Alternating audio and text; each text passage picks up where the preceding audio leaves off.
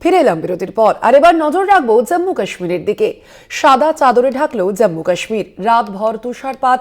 জম্মু কাশ্মীরে দেখতে পাচ্ছেন সেই ছবি, একেবারে বরফের চাদরে ঢেকেছে জম্মু কাশ্মীর। রাতভর তুষারপাত জম্মু কাশ্মীরে, এবং দেখতে পাচ্ছেন যেই ছবি, অবশ্যই বোঝাই যাচ্ছে না, রাস্তাঘাট থেকে শুরু করে একেবারে ঘর বাড়ির উপর প্রত্যেকটি জায়গাতেই কিন্তু বরফের পুরু স্তর ঢেকে গিয়েছে।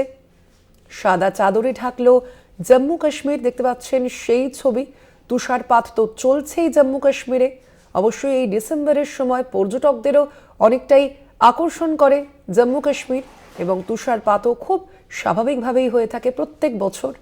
সেই ছবি দেখাচ্ছি আপনাদের। রাতভর তুষারপাতের পর জম্মু কাশ্মীরে সাদা চাদরে ঢাকলো জম্মু কাশ্মীর।